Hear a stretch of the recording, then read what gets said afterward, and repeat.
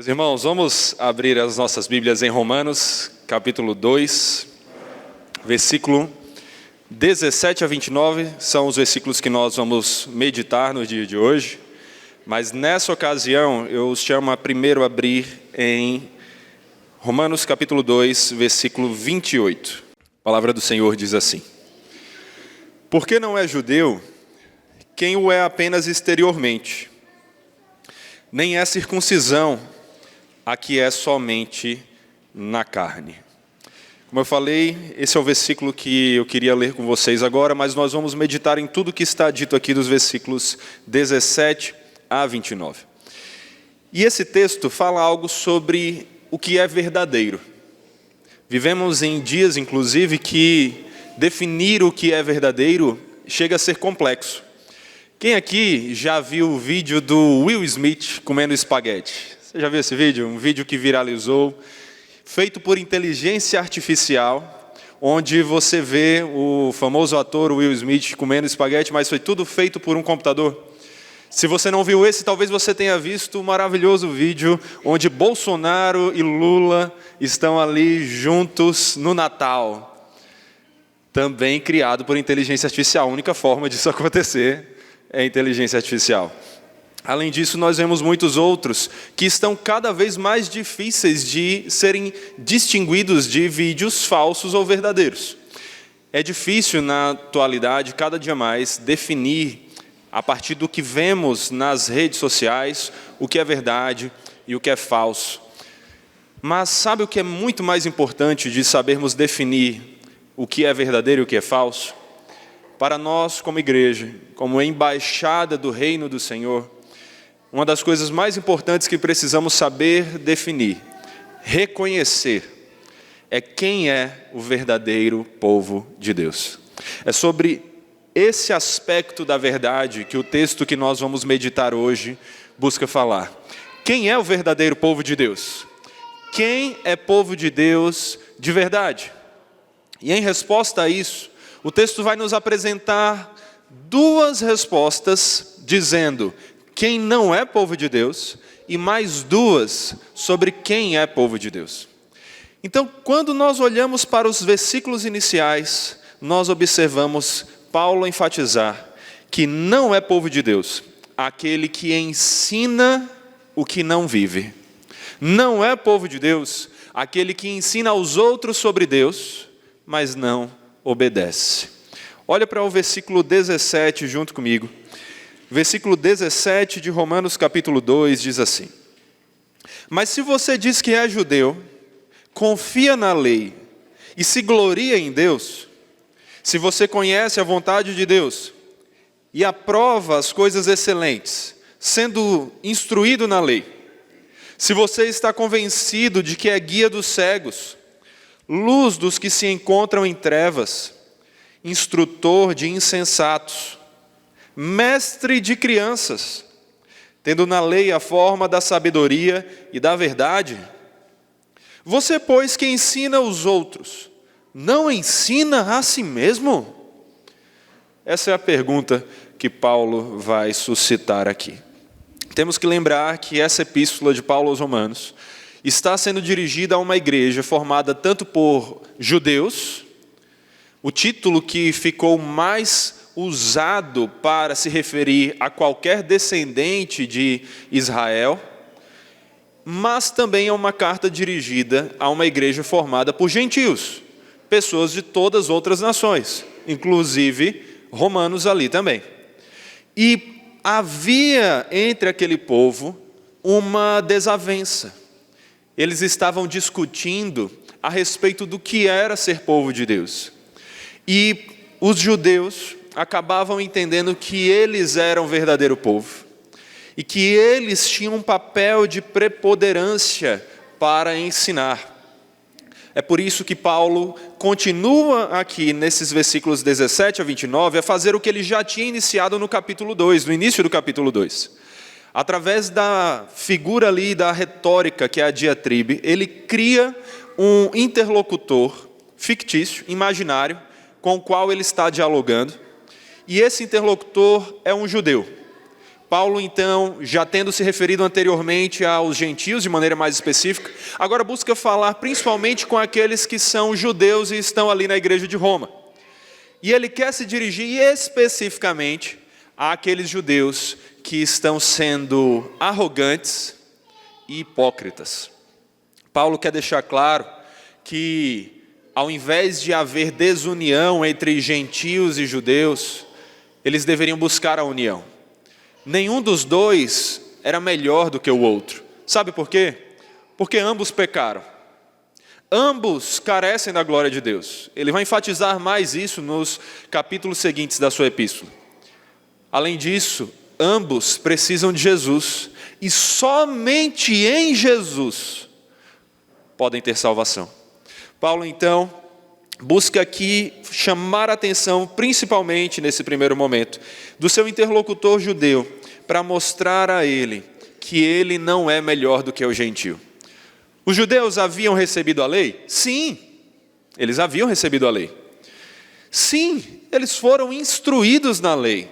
E sim, eles deveriam ensinar a lei. Eles deveriam compartilhar a palavra do Senhor com outras pessoas. Tudo isso era bênção. E era uma bênção que o Senhor queria dar aos judeus, mas para que eles compartilhassem com todos os povos. Então, em algum aspecto, tudo isso aqui é bom. Eles haviam recebido a lei, eles eram instruídos na lei, eles deveriam ensinar a lei. Mas eles estavam lidando com tudo isso da forma errada. Eles estavam lidando com essas verdades de forma arrogante, com bastante arrogância. Olha mais uma vez aí para os versículos 19 a 20. Se você está convencido de que é guia dos cegos, primeira imagem usada aqui, guia dos cegos, luz dos que se encontram em trevas, instrutor de insensatos, mestre de crianças, olha essa expressão, como se os judeus se entendessem como adultos que estão ensinando as crianças, os gentios, qualquer outro, tendo na lei a forma de sabedoria e da verdade. Paulo está falando aqui, meus irmãos, tanto de coisas que eram boas e verdadeiras, mas também de coisas que os judeus estavam vendo de maneira arrogante e inapropriada. Eles estavam se achando melhor do que os outros, melhores do que os outros, e eles não deveriam achar assim. Além disso, além dessa questão da arrogância, tem um outro ponto também que Paulo vai destacar, que é na verdade o mais sério, o mais vital de todos aqui, para o problema dos judeus com os quais ele quer se comunicar. E sabe qual é? É que além de arrogantes, esses judeus eram hipócritas. Eles eram hipócritas. Eles estavam ensinando a outros algo que eles mesmos não praticavam. Por isso que o versículo 21 diz, olha, você que se acha tudo isso, que se acha tão bom, que se acha melhor do que os outros, você, pois, que ensina tão bem os outros, não ensina a si mesmo. Paulo está chamando a atenção dos seus ouvintes para mostrar que existia algo fundamentalmente errado na maneira deles de viver as bênçãos que o Senhor havia dado a eles. E esse fundamentalmente errado era a hipocrisia de ensinar aos outros, mas enquanto eles mesmos continuavam a fazer o errado. Dizer aos outros o que era certo, enquanto eles mesmos não faziam isso. Olha só o que aqui Paulo vai dizer ainda no versículo 21. Você que prega que não se deve roubar, rouba. Você que diz que não deve cometer adultério, adultera. Você que detesta ídolos, rouba os templos. Você que se gloria na lei, desonra a Deus pela transgressão da lei. Faz sentido isso? Era assim que muitos judeus estavam vivendo, em arrogância e o pior, uma arrogância hipócrita, porque eles ensinavam aos outros o que eles tinham que fazer, mas eles mesmos não praticavam essas coisas. Eles diziam que não podiam roubar, mas roubavam, diziam que não podiam adulterar, mas adulteravam. Eles diziam que a lei precisava ser obedecida, mas eles quebravam a lei. Eles estavam sendo hipócritas. E o que Paulo quer enfatizar aqui é que não adiantava para o judeu conhecer a lei. Não adiantava para o judeu pregar a lei, mas não viver conforme a lei. E entenda a lei aqui como a vontade do Senhor. Muito mais do que um conjunto resumido de mandamentos, é a vontade do Senhor. A vontade do Senhor é boa. A lei do Senhor, Paulo vai dizer mais à frente aqui em Romanos, é boa. O problema não está na lei, o problema está em nós. O problema dos judeus não era ter a lei. O problema deles é que eles eram arrogantes na maneira que se apresentavam aos outros como possuidores da lei, como se eles fossem perfeitos, ao mesmo tempo que eram hipócritas, porque desobedeciam a lei, mas condenavam os que faziam isso. E quais os resultados? Quais os resultados dessa hipocrisia? Quais os resultados dessa arrogância?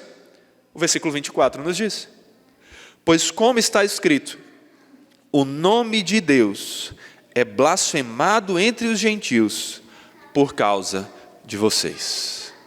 Olha que coisa séria.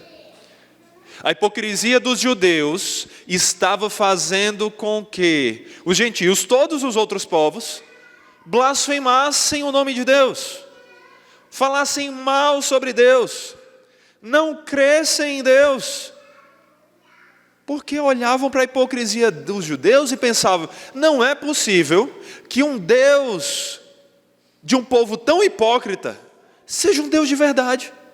Não é possível. Não é possível que essas pessoas tão arrogantes, tão soberbas e hipócritas, que ficam nos condenando pelas nossas práticas, enquanto eles mesmos fazem as mesmas coisas, não é possível que o restante da mensagem deles seja verdadeira também. Se é mentira que eles ensinam para a gente que não devemos roubar, mas eles roubam, deve ser mentira também, então, esse Deus que eles estão falando. Meus irmãos, olhem aqui, que coisa terrível.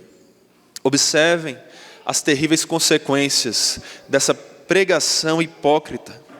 Ao invés de apresentar às pessoas a mensagem de salvação, a mensagem que poderia tirar as pessoas realmente da sua idolatria, da sua condenação pelos seus pecados, o que eles estavam fazendo, ao invés de ajudar as pessoas, era aumentar ainda mais a condenação das pessoas. Porque ao invés das pessoas crescerem em fé, ao ouvirem a mensagem desses judeus e o testemunho deles, muitos estavam cada vez mais afundados no pecado, porque diziam, esse povo que se acha santo, peca tanto quanto nós, então qual é a diferença? Por que eu preciso ser povo desse Deus aí, se não faz diferença a maneira que eles vivem e a maneira que eu vivo? E aí, meus irmãos, sabe o que é pior de tudo? Será que nós não vemos algo semelhante em nossos dias? Será que isso é uma descrição apenas sobre os judeus ali do primeiro século? Ou será que nós não vemos algo muito parecido na nossa sociedade? Meus irmãos, não adiantava para o judeu conhecer a lei, pregar a lei, mas não viver a lei. Isso só dava mau testemunho para as pessoas à volta deles e fazia com que essas pessoas blasfemassem, falassem mal do Senhor e da mensagem do Senhor.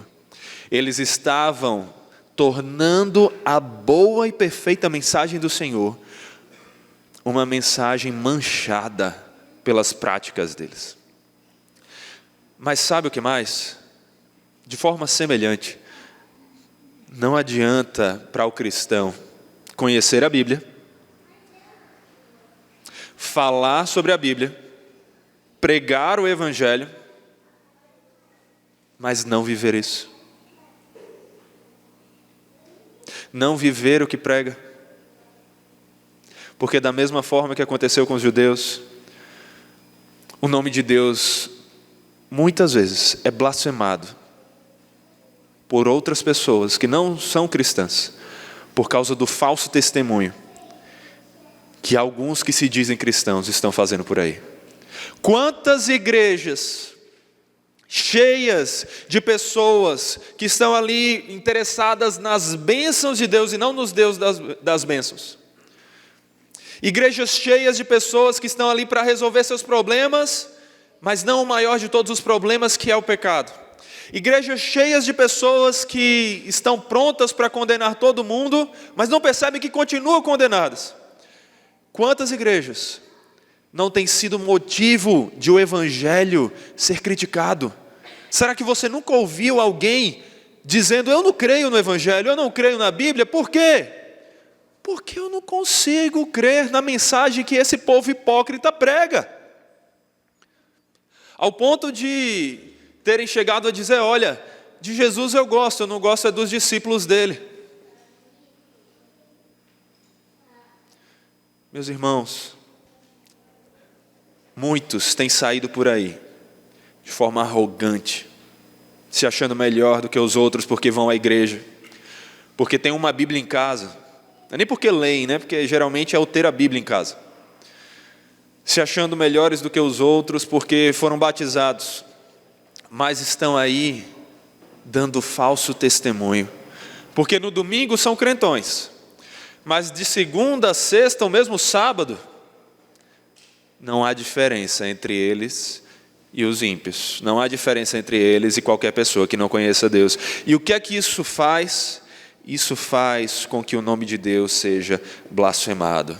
São hipócritas. São pessoas que querem tirar o cisco do olho dos outros, quando tem uma trave no próprio olho. São pessoas que vivem no pecado, mas querem condenar qualquer falha de quem está à sua volta. O Rodolfo Abrantes tem uma canção chamada Um Presente para o Futuro, e nela ele diz: no seu olho tem um cisco, me disse um cego, um segundo antes de cair no abismo. Aqui ele está simplesmente tornando ainda mais poético, talvez, o que Jesus ensinou em Mateus 7, sobre como antes de nos preocuparmos em ajudar os irmãos e tirar o cisco do olho deles, nós temos que buscar avaliar a nossa própria vida para tirar a trave do nosso olho. E também o que Jesus vai falar com os fariseus, que ele chamava de guias de cegos. Cegos guiando outros cegos. E qual é a consequência disso? É o cair no abismo. Como vocês sabem, muitos de vocês sabem aqui, nós viajamos recentemente e nós vimos várias coisas interessantes nessa viagem. Monumentos, paisagens. Mas uma das coisas mais únicas que foram vistas foi o que a Raíssa viu. Eu não consegui ver isso, mas ela viu num relance. Enquanto estávamos passeando de ônibus em uma dessas cidades, eis que ela viu passar uma senhorinha bem velhinha, numa cadeira de rodas, levando para passear um cachorrinho numa cadeira de rodas. Quais as chances de você ver isso acontecer? Talvez você passe a sua vida inteira e não veja isso. Mas ainda assim, é possível isso acontecer? É. Dá para uma senhora numa cadeira de rodas levar para passear um cachorrinho numa cadeira de rodas? Dá. Agora, sabe o que é absurdo? É um cego guiando outro cego. Aí não faz sentido. Aí realmente, ao invés de levar por caminhos apropriados, a qualquer momento ambos podem tropeçar e cair no abismo.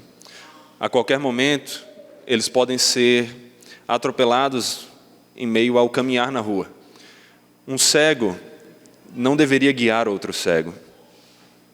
Ele deveria contar com a ajuda de outra pessoa para guiá-lo, certo?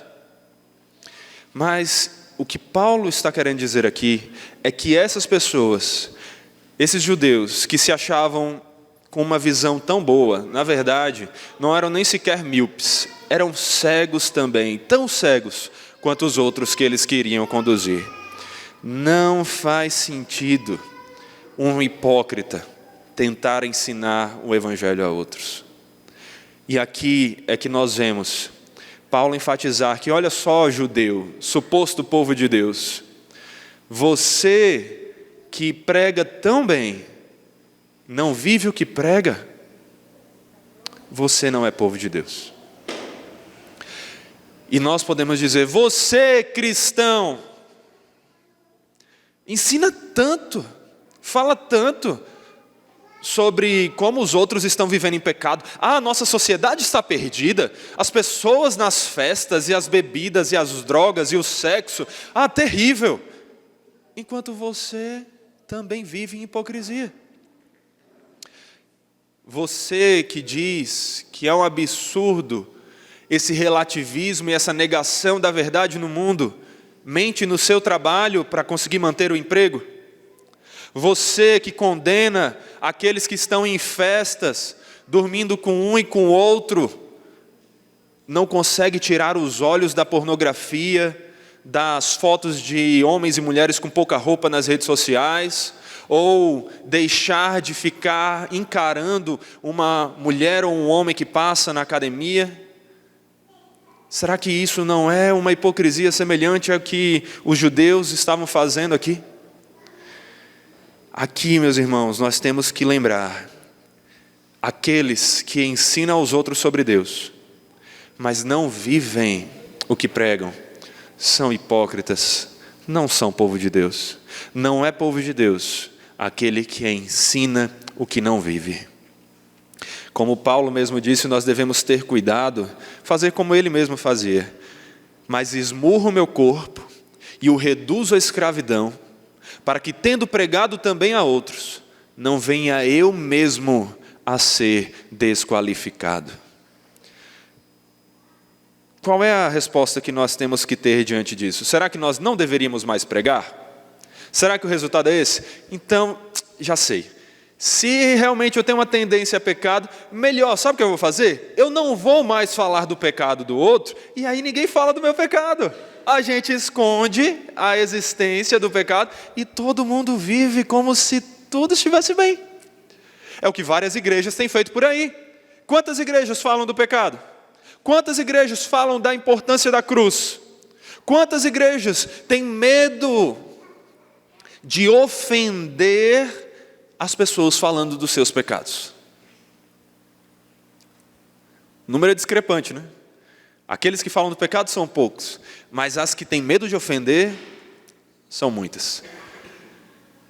O caminho que Paulo nos chama aqui, assim como Jesus também faz em Mateus 7, não é o caminho de parar de pregar, não é o caminho de parar de mostrar o que é certo, não é o caminho de parar de tentar ajudar os outros a tirar o cisco do olho e abandonar os pecados e seguir por caminhos corretos. Isso é bom, isso é bênção de Deus. Os judeus realmente foram escolhidos como uma nação para ser luz entre outras nações, assim como nós cristãos fomos chamados de luz do mundo. Nós temos que apontar para aquele que é a salvação, aquele que é o único caminho, a verdade e a vida. Nós temos que apontar para Cristo. É a melhor coisa que podemos fazer por alguém. O caminho não é nos calarmos, o caminho é buscarmos mais santidade. Mais santidade. Nós temos que buscar vencer os nossos pecados e pregarmos o Evangelho. E isso também não significa somente quando você alcançar a perfeição pregar o Evangelho, porque senão não existiriam missionários no mundo, não existiriam discípulos, os apóstolos não poderiam ter pregado. O caminho não é esperarmos a perfeição para então pregarmos, o caminho é cada dia mais buscarmos santidade, mais e mais nos parecermos com Cristo, enquanto com humildade continuamos pregando esse Evangelho. Mais do que como mestre de crianças, que bater no peito e dizer, vem aqui meu filhinho, com condescendência, né? Deixa eu ensinar você aqui que não sabe nada sobre o Evangelho, deixa eu ensinar como é que a vossa santidade, eu mesmo, vivo o Evangelho. O caminho é mais como mendigos que receberam comida e estão chamando outros mendigos, tão carentes quanto eles, para buscarem a fonte de alimento.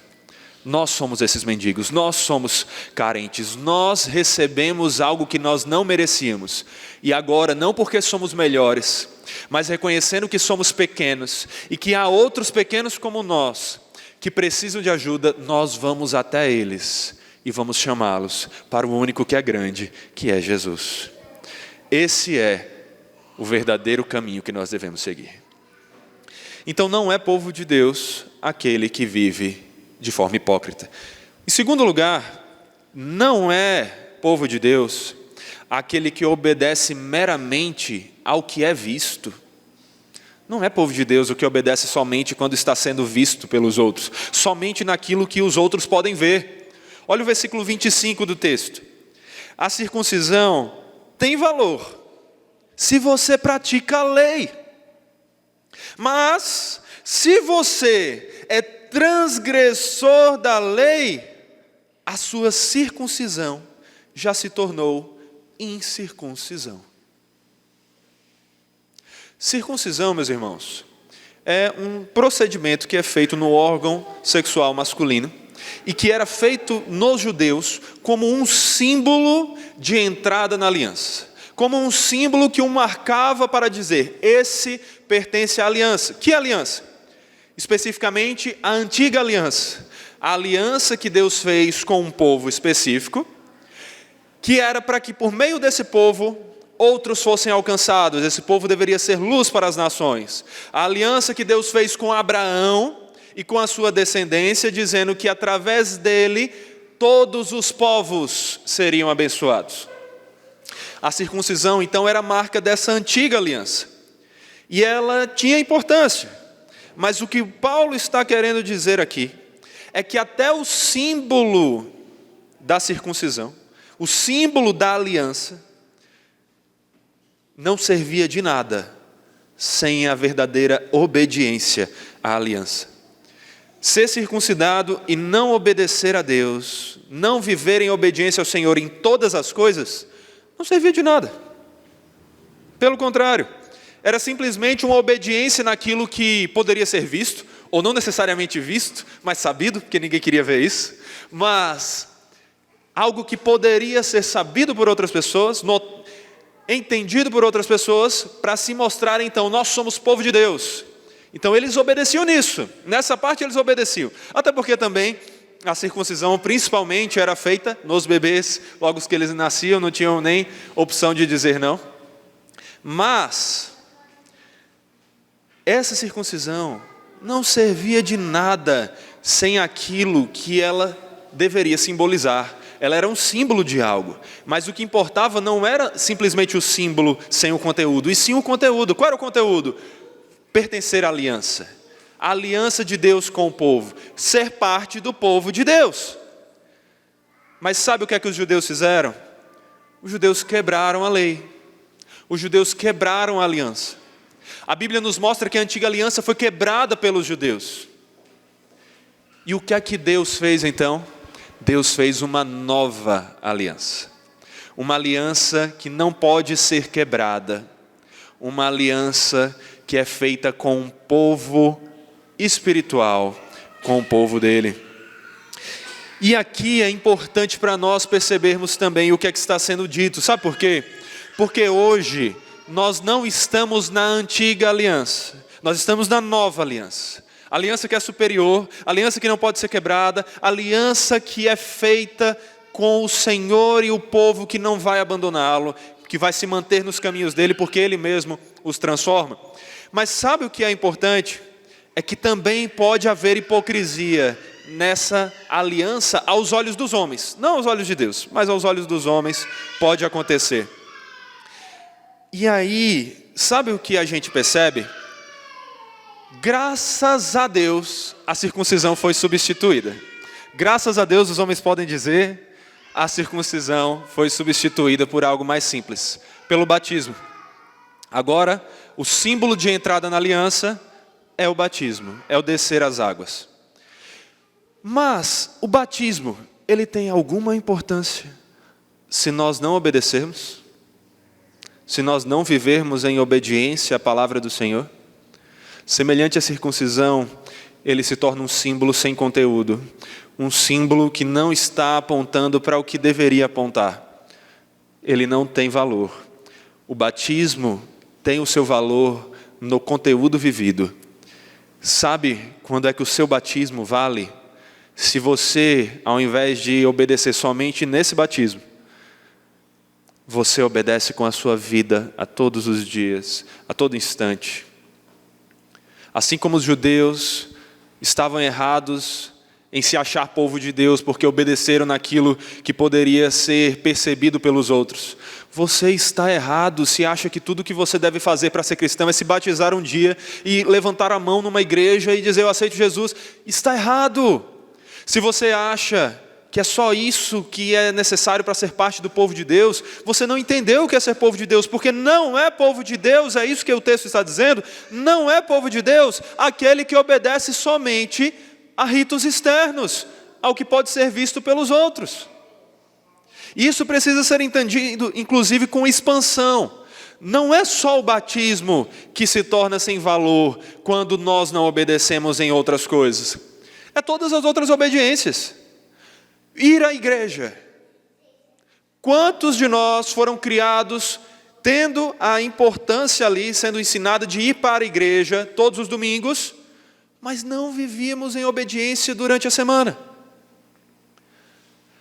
Eu fui criado em um lar em que o que era importante era se eu ia para a igreja no domingo, mas como eu vivia durante a semana, não importava muito. Sabe de que servia isso? De nada. Porque obedecer naquilo que pode ser visto, ir à igreja para que os outros vejam e dizem, olha, aquele ali é cristão, ele é da igreja. Mas não obedecermos no restante, não vivermos em conformidade com toda a vontade do Senhor, não serve. Porque o verdadeiro povo de Deus é chamado a uma obediência muito mais completa do que essa. A uma obediência que não é vista somente em coisas externas, mas nas ações diárias, a todo instante. E é por isso que nós caminhamos agora, não mais para entendermos quem não é povo de Deus, já vimos as duas respostas sobre isso, mas para entendermos quem verdadeiramente é povo de Deus. E agora nós temos essas outras duas respostas, de forma positiva. Qual é a primeira delas? Ou no caso, a terceira verdade sobre quem é o povo de Deus? É que é povo de Deus aquele que busca viver de acordo com a vontade de Deus, de coração. De coração. Versículo 26. Portanto, se a incircuncisão observa os preceitos da lei, não será a incircuncisão considerada como circuncisão? E se aquele que é incircunciso por natureza cumpre a lei, certamente ele julgará você, que embora tenha a letra da lei e a circuncisão, é transgressor da lei. Paulo está aqui mais uma vez falando com o judeu e o comparando aos gentios. E mostrando que ele não somente não é melhor do que os gentios, porque ele tem a circuncisão e tem a lei, como ele é inclusive pior do que os gentios, se os gentios mesmo sem a circuncisão, e mesmo sem ter sido o povo que recebeu a lei, obedece a Deus em tudo aquilo que sabe que é vontade dele. Incircunciso aqui é o título para todo aquele que não é judeu, que não recebeu a marca da circuncisão na carne. Inclusive, vale então para nós. E Paulo está dizendo aqui, vou dar uma de NTLH, sabe o quê? Olha, mais judeu do que você, descendente de judeu, que tem a circuncisão na carne, é aquele que não é descendente de judeu, nem tem a circuncisão na carne, mas vive em conformidade com a vontade de Deus. Esse é mais judeu do que você, judeu. É isso que Paulo está falando aqui. Paulo está mostrando que nós não precisamos ser etnicamente judeus para viver de acordo com a vontade de Deus. Nós podemos e devemos fazer isso, não importa de que povos nós descendamos. O que Paulo está dizendo é: você nasceu judeu? E daí? Se você não vive em obediência ao Deus da aliança, de nada vale a sua descendência. Só aqueles que obedecem de coração, meus irmãos, é que são os verdadeiros judeus. Judeus aqui como um símbolo, não para um povo étnico. Não é que você foi transformado, agora você não é mais brasileiro, agora você é judeu, você é israelita, você pode ir lá e morar em Israel com passaporte israelita, lá não, israelense, né? Não, não é isso. O que ele está dizendo aqui é judeu, é o entendimento de quem é o povo de Deus. Judeu aqui está sendo usado como muito mais do que um povo específico, está se referindo a quem é povo de Deus. Ele está dizendo, quem é povo de Deus? É aquele que obedece ao Senhor de coração. E algo também pode ser dito para nós, porque de novo a gente tem aquela coisa, tá bom, judeu, o judeu que está se lascando aqui nessa história, né? Isso aí, eu não sou judeu, eu estou aqui, é isso mesmo, Paulo, mete o pau nos judeus.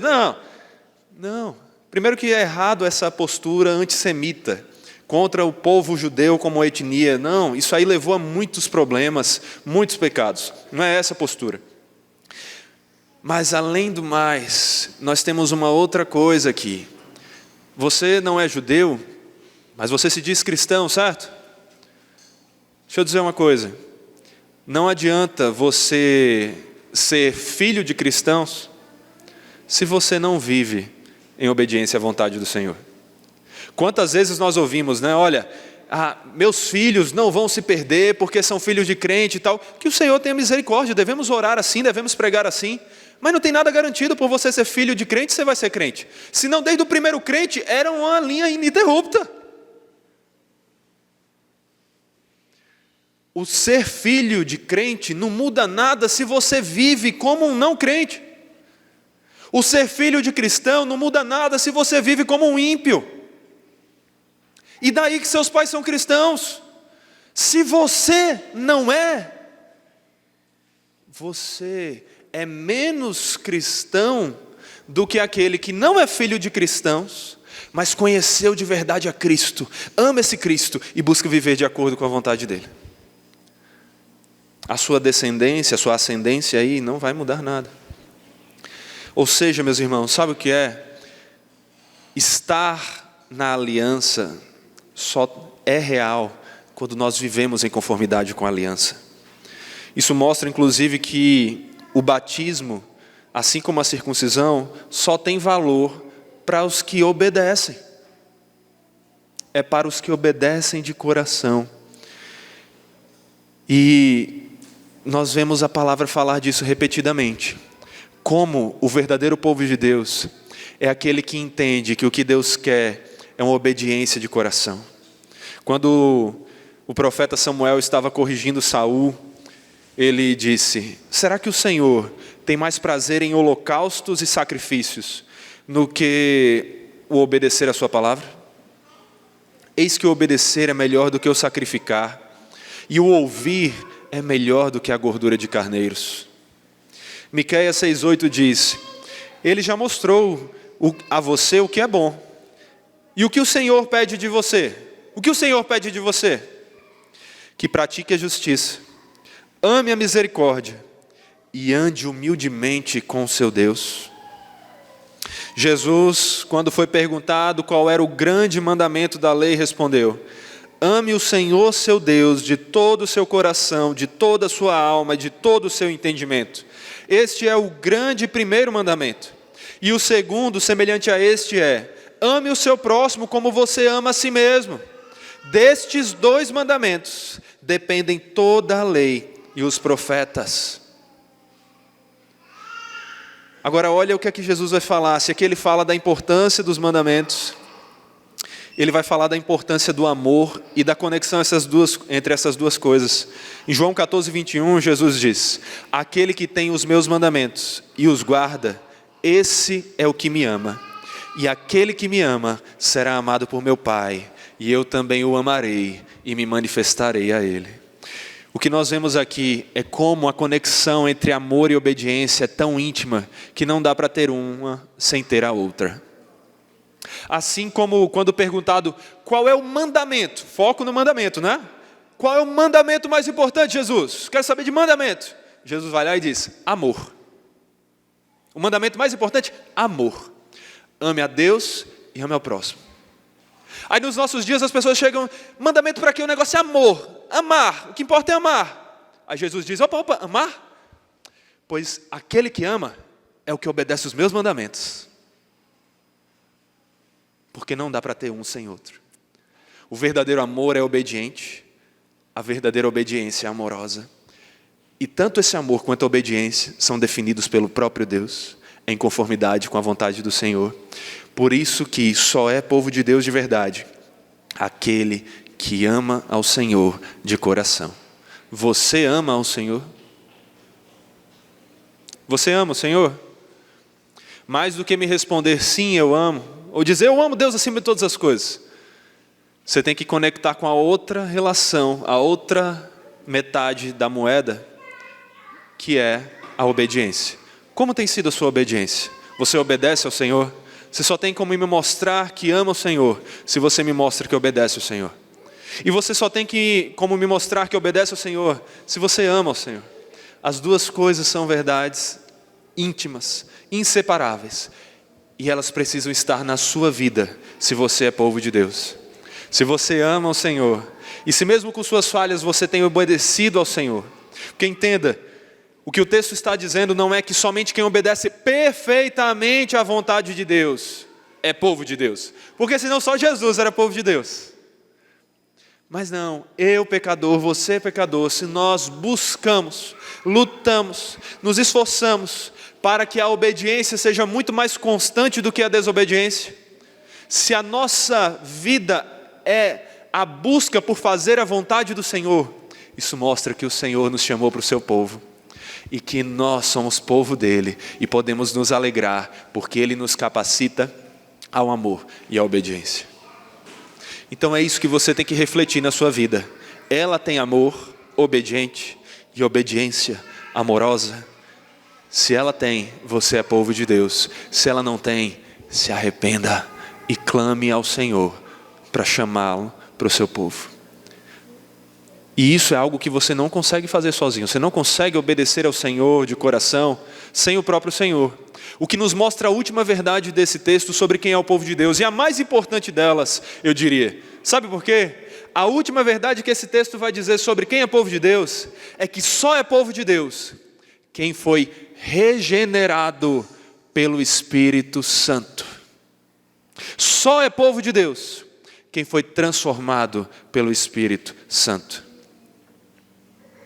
Versículo 28 diz assim: porque não é judeu quem o é apenas exteriormente, nem é circuncisão a que é somente na carne. Paulo está dizendo assim, nem todo judeu é judeu. Parece contraditório, não é? Mas é o que eu falei, ele não está usando o termo judeu aqui como descendência de outros judeus, e sim judeu aqui como povo de Deus. Um símbolo para povo de Deus, independente de que etnia ou ascendência eles venham. O ponto aqui é, não é povo de Deus de verdade aquele que simplesmente é descendente de judeu, mas não vive de acordo com a vontade de Deus. O que Paulo está mostrando é que o povo de onde você vem não é quem define o povo que importa para onde você vai.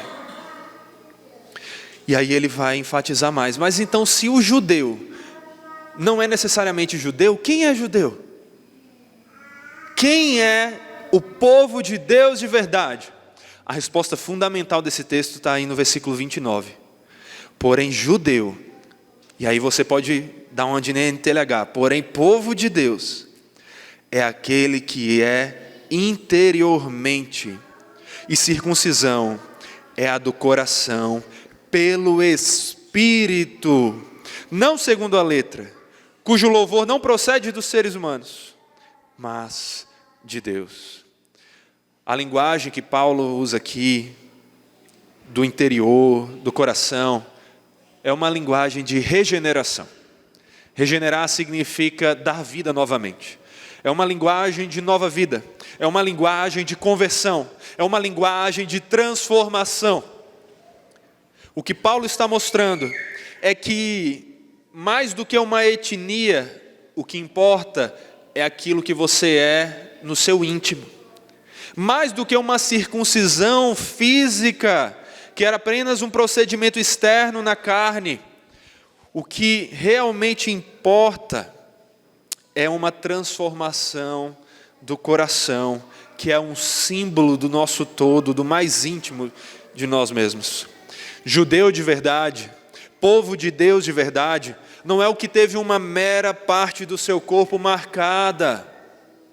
Povo de Deus de verdade é o que teve o seu coração, o mais íntimo do seu ser, a sua vida, o seu espírito, tudo o que é transformado, convertido, regenerado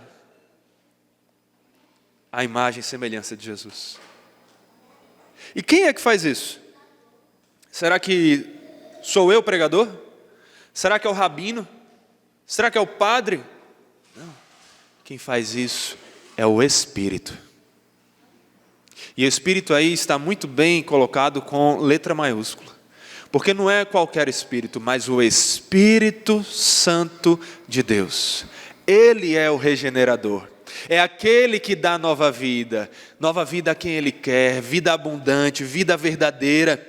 A regeneração, a conversão, a nova vida não é algo que nós produzimos em nós mesmos pelas nossas próprias forças, não é algo que o outro consegue fazer em nós mesmos, mas é algo que o Espírito Santo de Deus faz em nós. O Espírito é a chave para a participação no povo de Deus. É só Ele que nos tira das trevas do pecado e nos leva para o reino da luz. É o Espírito Santo que opera essa obra divina e que nos converte e nos regenera. Tito, capítulo 3, versículo 4. Mas quando se manifestou a bondade de Deus, nosso Salvador, e o seu amor por todos, Ele nos salvou, não por obras de justiça praticadas por nós, mas segundo a sua misericórdia. Ele nos salvou mediante o lavar regenerador e renovador do Espírito Santo, que Ele derramou sobre nós ricamente, por meio de Jesus Cristo, nosso Salvador, a fim de que, justificados por graça, nos tornemos seus herdeiros, segundo a esperança da vida eterna.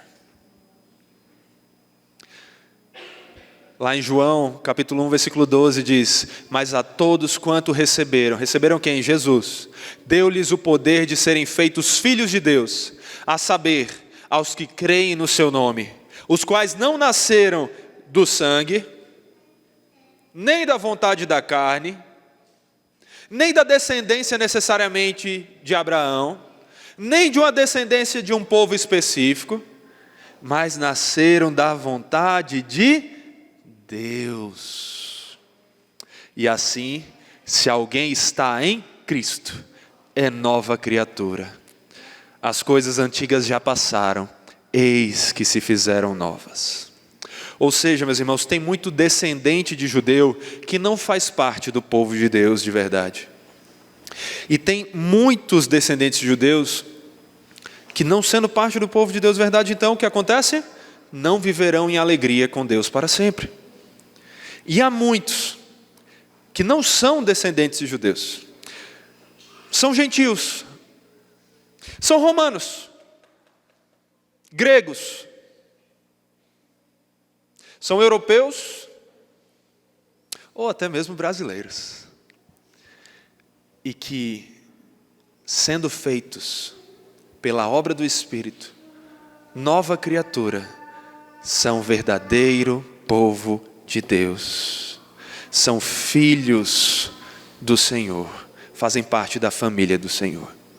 Quem é povo de Deus de verdade? Não são aqueles que simplesmente descendem de judeus, mas aqueles que foram regenerados, transformados, convertidos pelo Espírito Santo. Esses, não importa a nação de onde vieram, não importa o passaporte, não importa a certidão de nascimento, não importa a língua, não importa a riqueza, não importa o conhecimento, se tem o Espírito como aquele que transformou os seus corações, são povo de Deus. E a Bíblia destaca isso repetidamente. E eu quero agora que você me acompanhe a leitura de alguns poucos textos, porque isso é importante. Quantas vezes eu ainda continuo ouvindo cristãos chegando e dizendo: mas espera aí, os judeus não vão ser salvos? Vão, se crerem em Jesus. Ninguém vai ser salvo simplesmente porque é judeu. Ninguém é povo de Deus simplesmente porque é judeu. Quem é judeu de verdade? Quem é povo de Deus de verdade? Olha o que a Bíblia diz. Romanos, ainda, capítulo 9, versículo 6. E não pensemos que a palavra de Deus falhou, porque nem todos de Israel são de fato israelitas, nem por serem descendentes de Abraão, são todos filhos. Pelo contrário, por meio de Isaque será chamada a sua descendência. Isto é, não são os filhos da carne que são filhos de Deus, mas os filhos da promessa é que são contados como descendência.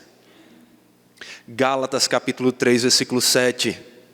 Saibam, portanto, que os que têm fé é que são filhos de Abraão. Ora, tendo a Escritura previsto que Deus justificaria os gentios pela fé, prenunciou o Evangelho a Abraão, dizendo: em você serão abençoados todos os povos, de modo que os que têm fé são abençoados com o crente Abraão. E o último texto, ainda em Gálatas, capítulo 3, versículo 26. Pois todos vocês são filhos de Deus, mediante a fé em Cristo Jesus. Porque todos vocês que foram batizados em Cristo, de Cristo se revestiram.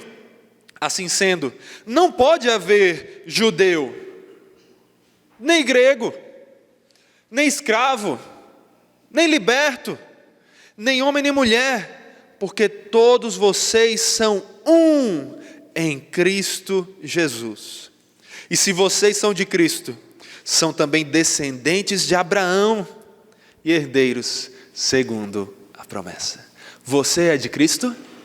Se sim, você é herdeiro da promessa. Você é parte do povo de Deus. E se você é alguém que está em Cristo e é parte do povo de Deus, sabe por que isso aconteceu? Não foi por mérito seu, não foi porque você foi melhor do que os outros, não foi porque você é mais inteligente do que os outros, não foi por nada a não ser o Espírito Santo que te regenerou, que te transformou, que te deu nova vida. E agora podemos falar aquilo que Pedro disse. Eu vou falar aqui como boca do Senhor a palavra para que vocês ouçam. Ouçam o Senhor falando ao coração de vocês se vocês estão em Cristo Jesus. Vocês, porém, são geração eleita, sacerdócio real, nação santa, povo de propriedade exclusiva de Deus, a fim de proclamar as virtudes daquele que os chamou das trevas para a sua maravilhosa luz. Antes, vocês não eram povo, mas agora são povo de Deus. Antes, não tinham alcançado misericórdia, mas agora alcançaram misericórdia. Os judeus étnicos não são necessariamente verdadeiro povo de Deus, não no sentido salvífico. Nenhum judeu vai ser salvo simplesmente por ser judeu. Aqueles que forem judeus de etnia, descendentes de judeus, e crerem no Evangelho, são povo de Deus, serão salvos. Mas mesmo aqueles que não são judeus, são brasileiros, são romanos, são gregos, são o que for, se eles creem, eles são o povo de Deus. O que nos faz parte do povo de Deus não é descender fisicamente de Abraão, mas ter a mesma fé que ele. O que nos faz povo de Deus não é nascer de Abraão, mas é nascer de Deus. Se você é nascido de Deus, você é povo do Senhor. E como povo de verdade, você se alegra com aquele que é o seu Rei, o seu Senhor, o seu Pai. Você é descendência daquele que mais importa, de Deus. Se você está em Cristo, você é povo de Deus, família de Deus, filho de Deus. E esse deve ser o maior motivo de alegria da sua vida. O que todos nós precisamos, meus irmãos, é fazer parte dessa família e desse povo. Essa é a coisa mais importante que nós temos. Não é o American Dream, conseguir um green card e ir para os Estados Unidos e ser cidadão americano. Isso é nada. A coisa mais importante é ser povo de Deus. E isso acontece pela graça, a graça de Jesus. Por isso que o chamado aqui é: busque a graça, abrace a graça, por meio da fé, e se deixe transformar. Seja transformado pelo agir soberano do Espírito Santo de Deus. Se você ainda não conhece a esse Deus, se você permanece como outro povo, a coisa mais importante que você precisa é fazer parte do povo de Deus. Então se arrependa dos seus pecados, abandone os seus pecados e busque o Espírito Santo, que transforma corações, para que Ele te capacite a viver em obediência a Deus de coração, como o verdadeiro povo de Deus faz. Não espere obedecer de coração para se tornar povo de Deus, isso não acontece. Mas clame ao Senhor para que Ele te transforme, e então, em resposta a isso, você seja feito povo de Deus e obedeça de amor, de coração, para a glória desse Deus. E se você já é parte desse povo, cadê o sorriso no seu rosto? Agora é hora de sorrir, agora é hora de se alegrar. Essa é a melhor notícia que você pode receber hoje. Você é povo de Deus, você é filho do Pai bondoso, você é irmão mais novo de Jesus Cristo. Ele, que é o nosso Senhor, o nosso Salvador, é também aquele que nos ama e que nos mantém em seus braços como seu povo, e que não deixa ninguém nos tirar de lá. Oremos. Santo Deus, nós te louvamos porque em Cristo somos parte do teu povo, e não há nada melhor do que isso. Que em resposta a essa participação do teu povo, nosso coração se encha de alegria e vivamos em obediência, não como hipócritas, não obedecendo apenas aquilo que pode ser visto, mas obedecendo de coração a todo instante, em todo momento, tudo que tua palavra diz, independente de se é fácil, se é difícil, se é confortável ou desconfortável, que nós obedeçamos de coração, não para que sejamos salvos, mas por saber que já fomos salvos em Cristo, e hoje somos teu povo, povo que vai desfrutar de alegria com o Senhor para sempre. É em nome de Jesus que nós te pedimos e agradecemos. Amém e amém.